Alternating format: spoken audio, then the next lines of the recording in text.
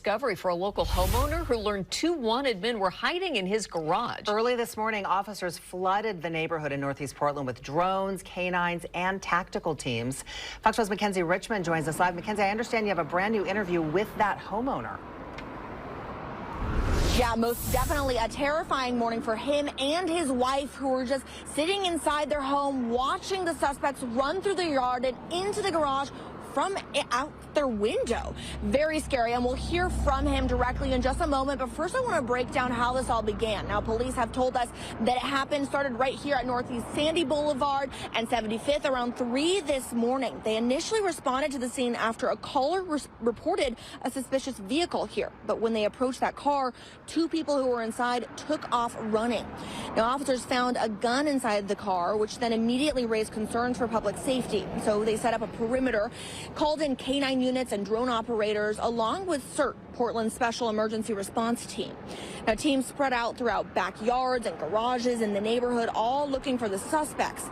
We spoke with that homeowner who says that he woke up to his dogs barking, flashlights in the yard, and police shouting. Then he later realized the two suspects had been hiding right in his garage.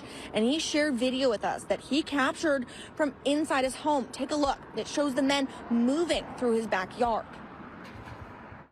We hear them, and we have bushes. We can't really see them, but we're listening, and next thing we know, we hear them come out with your hands up, drop it, don't use it. You have 5 seconds from being dead. And next thing you know, he must have surrendered, and the dogs are barking, the police dogs, and they arrest him, cuff him, and drag him back behind us in our backyard. In your backyard, how did you and your wife feel with all this happening? Freaking out. It was scary.